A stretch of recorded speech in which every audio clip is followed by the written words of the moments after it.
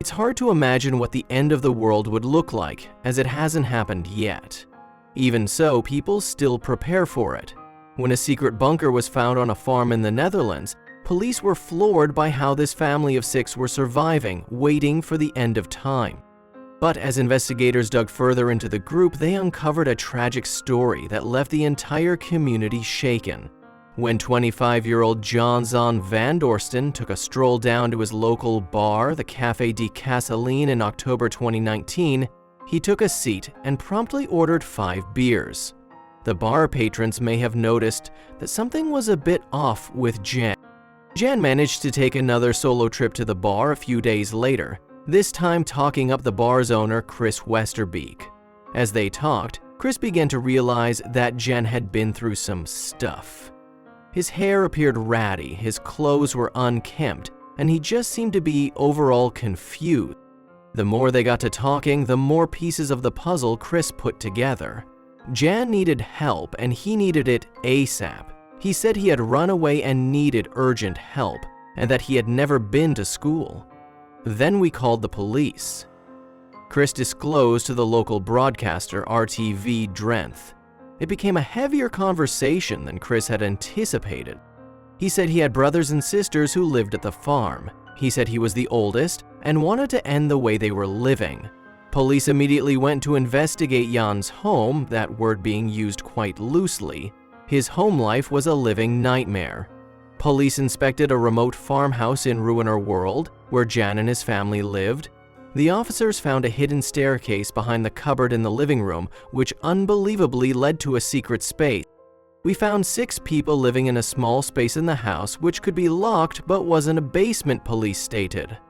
This weird secret room housed a 67-year-old man and 5 young adults, aged 18 to 25 years old. Were they prisoners? It was a puzzling scene.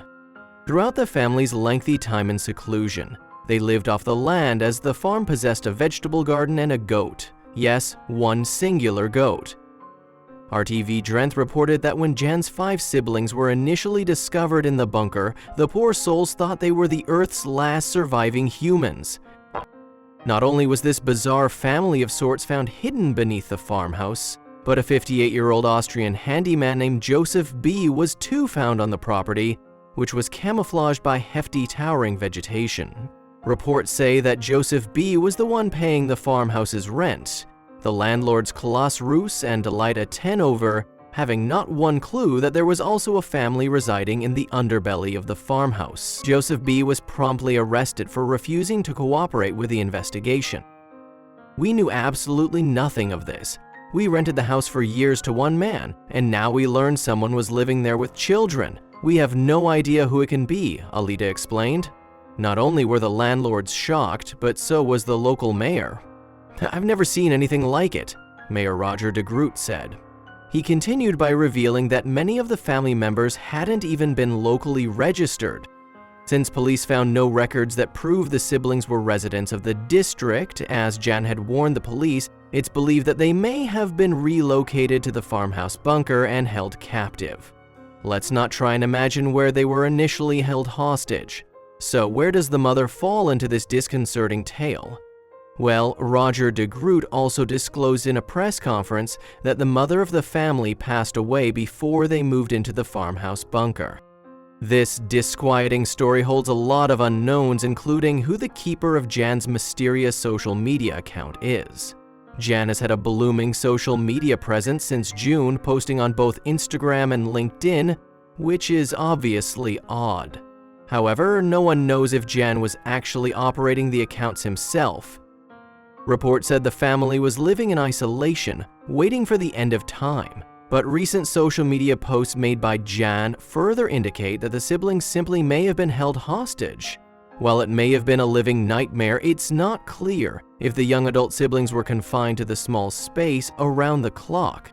Joseph B. allegedly owned a carpentry business, which saw captive Jan as an employee for months, but that's not to say he definitely had contact with the outside world. Similarly, Ruiner World resident Jeffrey Shepard had contact with Jan a week and a half prior to his climactic visit to the Café de Castellane. Jeffrey claimed that Jan had asked him for a job and new clothes. We tried to ask questions, among other things, because he said he had not been outside for 9 years. Is it a belief, a cult? He said yes, nothing more.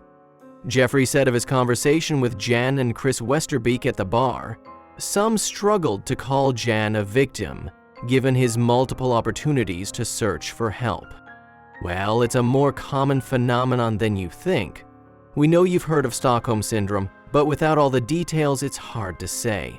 Then, on October 17th, a Dutch judge ordered Joseph B. to detention for 14 days due to suspicion of illegal deprivation of liberty and money laundering. In the meantime, the investigation continued. Dutch police soon arrested another suspect in this roller coaster of a story, the 67-year-old man who is thought to be the father of the siblings, Gerrit van Dorsten. His involvement at first baffled police. Well, according to police, he is suspected of being a co-perpetrator of unlawful deprivation of liberty and of abuse in the sense of prejudicing the health of others and money laundering. And as it turns out, Gerrit may have known Joseph B. for quite a while. Once Joseph B.'s arrest became public news, his brother Franz suggested that Joseph B. is a frighteningly persuasive man with greedy, calculating, and unpredictable qualities. Oh yeah, Franz also mentioned that Joseph B. may have ties to a cult. Franz, who hasn't seen his brother in 10 years, suspected that Joseph B. met Gerrit in the 90s through an Austrian cult subsequent to his military days. RTV Drenthe further reported that the whole family, including Joseph B., belonged to the Unification Church, its members being nicknamed the Moonies. The Unification Church, which is now known as the Family Federation for World Peace and Unification, was deeply alarmed to hear of the family being held in inhumane conditions on a farmhouse in the Netherlands, according to a statement emailed to Rolling Stone. The institution's statement divulged that Gerrit is known to have suffered from mental health issues and left our organization in 1987. The church, which is known for its mass marriage ceremonies, insists that it champions 3 ideals: family, peace, and unification. This situation discovered requires a careful approach, which is to include the provision of attention to and care of the young adults discovered. Various experts have been engaged. Accommodation has been provided for the 6 persons involved in a safe place. Police relayed. Though the young adult siblings are thankfully safe and sound now, it doesn't relieve the trauma of their decade of forced isolation. Sadly, captive situations often stay under the radar for far too long, and the victims are left to pick up the pieces of their lives. Sometimes they don't even know they're victims at first.